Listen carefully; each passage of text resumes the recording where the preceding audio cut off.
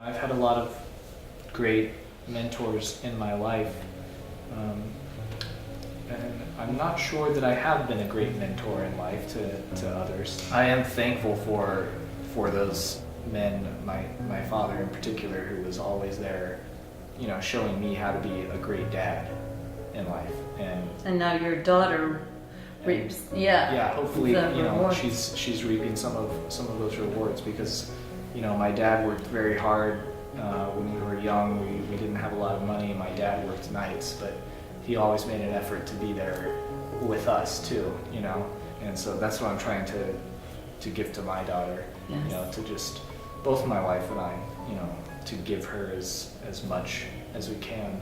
Yeah. And I think that brings up a great topic too, that a lot of times we're trying so hard to do all these things and do them really well, which is important. But there is grace, and there's so much grace that, even though we're going to make mistakes, and for instance, my children coming from a background, my adopted children, where they weren't loved, they weren't nurtured, nobody looked at them when they were babies and cooed over them.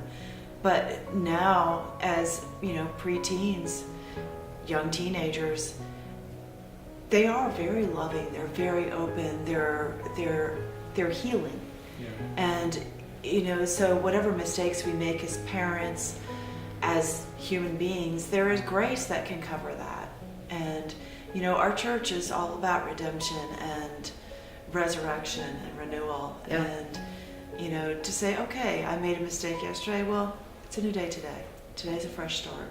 Definitely. Make something really good come out of something, a really terrible event. Yeah. So, Well, you never know, because I wouldn't be here except my mother was widowed and my father was divorced, and they met each other, fell in love, and got married and had a baby. Yeah. But your life story, it's a continuum. Mm-hmm. It's not just a today. It's wow, God can turn everything around next week, and you And that just gives never us know. hope. Yes. I think something that I remember getting a call from a woman I didn't even know when Mike died. He died suddenly. And she said, I've got to tell you, so-and-so told me you were widowed, and I want to, tell you I am too. And it just gets worse. Yes. It will just get Yes. worse, the days, Yes. in a month or two. Yes. And I thought, first I said, fine, I eat some. I did my cross, and I said, I don't receive that from you. Because I love God, I love the Lord, and I know He is holding me. And that He has a plan for my life. And this is a story, this is my story. We had the same experience. We had other parents who were bereaved come up to us right after Mary Ellen died, and they said, it will never get better. The pain you're feeling right now, you're going to carry the rest of your life. And that's not true. You do carry grief. You do carry it. And I'm sure I always will miss her, and there will always be some kind of bereavement and grief that I have to carry. But it absolutely gets better. God would never, ever leave me in that place to just suffer the rest of my life. Right. Never. But it's always a choice. It's a choice.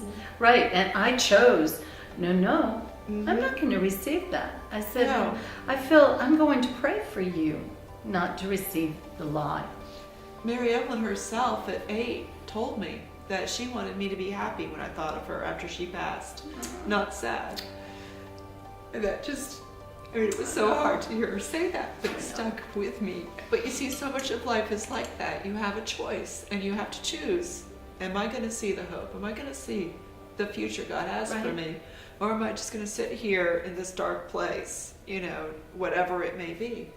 Well, I think it's, I think that woman was going through her own grieving process, going through her own journey of grief. And the parents who said that to you, going through their own journey of grief. To me, it speaks, both of you speak to the beauty of our faith, of understanding what God offers us, the comfort that we can find. Well, and when we look at the saints' lives, Yeah. nobody became a saint because their life was so easy. Easy. Right. That's true. right. And they set the example for us. Right. How through faith and perseverance and, tears, that's the path to I salvation. just can't imagine anyone getting through struggles and hard times without God, without their faith, without the Lord. the Holy Spirit. So we have such a great gift that God has given us, not only our families, our children, but our faith, our Orthodox faith, and all the beautiful jewels that we have in it, from the sacraments to the icons, right? Absolutely. That we need to give our children from the get-go. Well, and speaking of that, when my daughter was 2, and she first had cancer and came home, the first day she came home from the hospital, and she'd already had her first round of chemo, every night we would say our prayers, and I think I wrote about this on the website, with an icon of Christ on the cross. And so we just pulled out our icon because we hadn't brought that particular one to the hospital. But we brought it out to say our prayers that night as she was going to bed, and she looked at it, and she said, "He has boo-boos too." Oh. And then she kissed his hands and his feet. She said, "I kiss his owies." And we don't know, I mean, the eye of a child, she totally related to him in a way that she couldn't have, without her suffering. She suddenly saw him differently. The eyes of a child.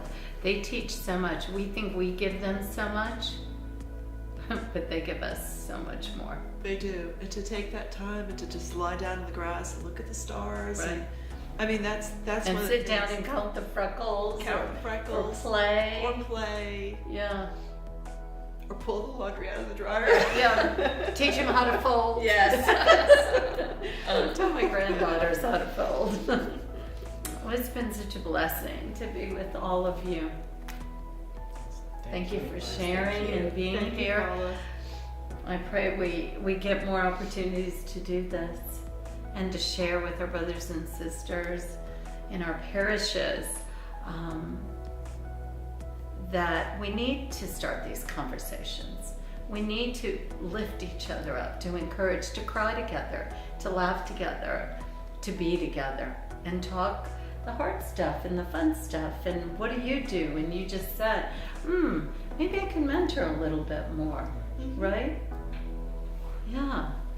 And just thoughts, the seeds that are growing, that God is planting by just communicating and not getting swallowed up with our to-do lists or the festival is pending, and all of that. It's all good stuff, but not to go from one chronically to the other, but taking the time to breathe, to talk, to share, and just to start the conversation. To live our faith. And to live our faith, to be there.